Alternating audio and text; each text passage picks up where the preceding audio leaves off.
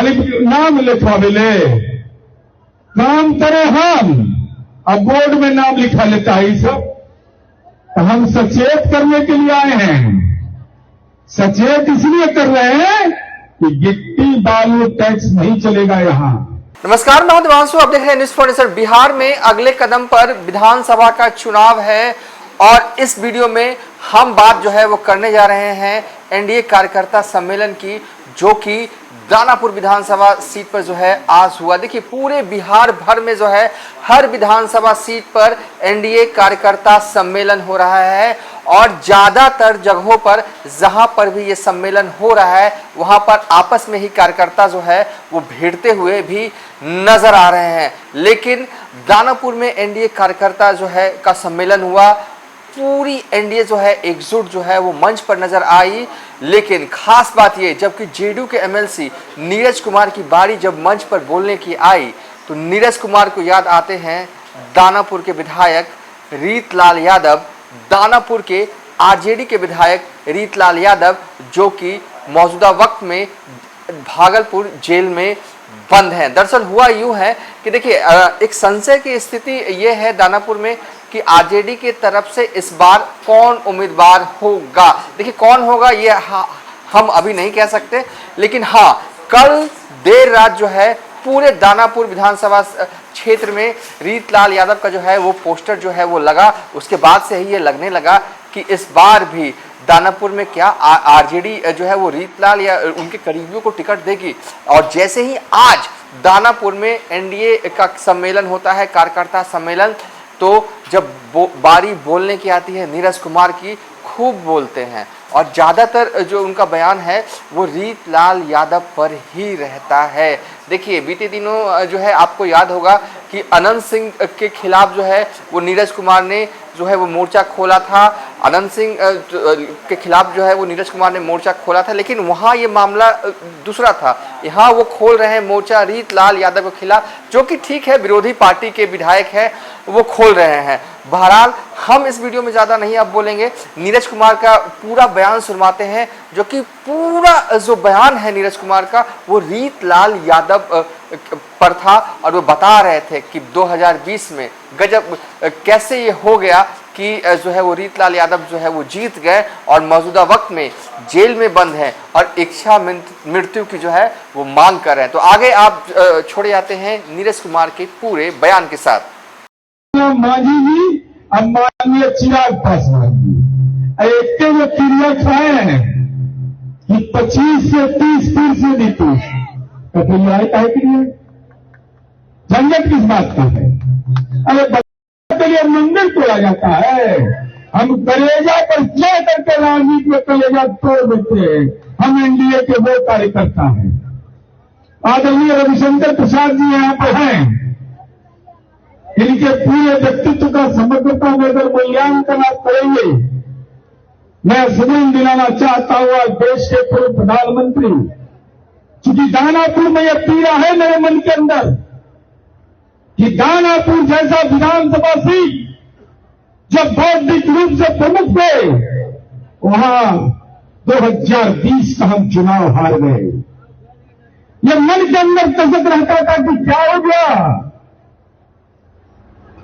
कौन सा ये रोल मॉडल हो गया दानापुर के अंदर में, दानापुर के नागरिकों को क्या हो गया।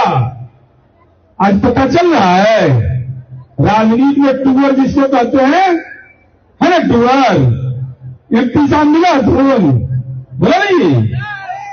अब विधायक जी कहां मिला थे, कहां, कौन ये भागलपुर कौन खंड, तृतीया खंड।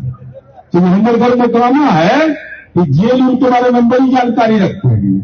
वो जो जेलवा है ना, तब मथुरा में सकता है, इसी खड़ा होइएगा ना तब मथुरा में सकता है।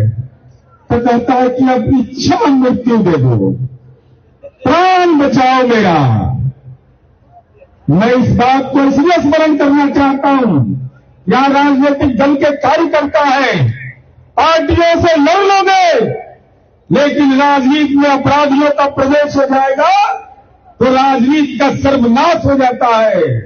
आज मैं श्रद्धेय अटल बिहारी वाजपेयी जी का, जो देश के यशस्वी प्रधानमंत्री थे, हिंदुस्तान के अंदर जो राष्ट्र इसको स्टेट्समैन कहते हैं, पूरा देश आज गौरव करता है कि संयुक्त राष्ट्र संघ में अगर अपने राष्ट्रभाषा किसी का सम्मान किसी ने किया तो श्रद्धेय अटल जी ने किया। अब अटल जी का बयान हम आपको सुनाना चाहते हैं, जरा अटल जी का सुनिए। पहले अपराधी हमारे पास आते थे अपने बचाव के लिए, फिर उसके बाद दूसरी स्थिति आई, अपराधी हमारे पास आने लगे हमारी मदद के लिए। हम उनकी मदद लाने लगे चुनाव जीतने के लिए, पोलिंग बूथ पर कब्जा करने के लिए। तो फिर अपराधियों ने देखा कि अगर हमारी सहायता से जीत कर जा सकते हैं तो हम ही करने जीत कर जाए, इनको भेजने की क्या जरूरत। श्रद्धेय अटल बिहारी वाजपेयी ने क्या कहा, पार्लियामेंट के अंदर कहा, और ये राजनीतिक दल के कार्यकर्ता हैं, भूल जाइए कि हम जनता दल यू में है, बीजेपी में, एलजेपी में है, हम किस पार्टी के अंदर हैं। अटल जी ने कहा मैं स्वयं इसका भुक्तभोगी हूं, मुझे इस तरह से हराने का प्रयास किया गया है, मैं उसके विस्तार पर नहीं जाना चाहता। कितना स्वच्छ दिल के आदमी थे। उन्होंने कहा कि पहले अपराधी हमारे पास आते थे अपने बचाव के लिए, उसके बाद दूसरी स्थिति आई, अपराधी हमारे पास आने लगे हमारी मदद के लिए। उसके बाद वह खुद आ गए चुनाव जीतने के लिए और कहे कि हम आपको जिताएंगे, नहीं, हम खुद उम्मीदवार हो जाएंगे। राजनीति के अपराधीकरण पर उनकी चिंता हुई। हम इस बात की चर्चा इसलिए कर रहे हैं कि जाति धर्म के भेदभाव में मत बांटो अपराध को। ये गुंडे होते हैं जो अपनी मां बहन का इज्जत कर करके, अपने माता पिता की बात नहीं मान करके अपराधी हो जाता है, जात का नुमाइंदा हो जाता है। किसी जात का नुमाइंदा हो सकता है वो, जो अपने दुतिया को अपने लोगों का कत्ल करवाता हो, वो नुमाइंदा हो सकता है। जीएसटी पर सुविधा मिला है ना? अरे जीएसटी पर सुविधा मिला है ना भी, खाने पीने के चीजों पर। एक बात बताइए तो, जरा बोलिएगा तो हमको मन खुश हो जाएगा। यहां पर मैंने दानापुर के बारे में पूछना है, दूसरा जगह के बारे में नहीं पूछना है। यहां पर वो टैक्स लगता था, जीबी टैक्स। बोलिए, जीबी टैक्स का क्या फुल फॉर्म? गिट्टी बालू टैक्स लगता था ना? डरिए मत बोलने में। गिट्टी बालू टैक्स लिया जाता था। यहां कोई नया आदमी घर बनाता था, यह शर्तनामा रहता था, हमारे दुकान से ले जाओ, हमारी मशीनरी से ले जाओ। एनडीए का शासनकाल है, माननीय रविशंकर प्रसाद जी का है, माननीय राम गोपाल यादव जी का है। कोई न्यायदान अगर टैक्स लगाएगा, पुलिस को इसकी जानकारी मिलेगी, कितना बड़ा रसूखदार व्यक्ति हो, जेल जाना पड़ेगा, जेल जाना पड़ेगा। भुक्तभोगी रहा है दानापुर। विकास पर चर्चा कर रहे हैं। अरे कोथमा में रोडवा क्या बनाया जी? कोथमा का रोड कौन बनाया? हम ही लोग ना। बिजली कौन पहुंचाया? पंचायत सरकार भवन कौन बनाया? स्कूल कौन बनाया?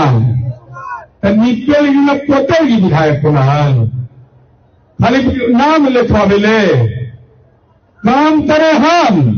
अब बोर्ड में नाम लिखा लेता है ये सब। तो हम सचेत करने के लिए आए हैं। सचेत इसलिए कर रहे हैं कि गिट्टी बालू टैक्स नहीं चलेगा। यहां हम काम के बुनियाद पर हैं। आप एनडीए के कार्यकर्ता हैं, एकदम जाके एकदम लाज शर्म छोड़ दीजिएगा सब।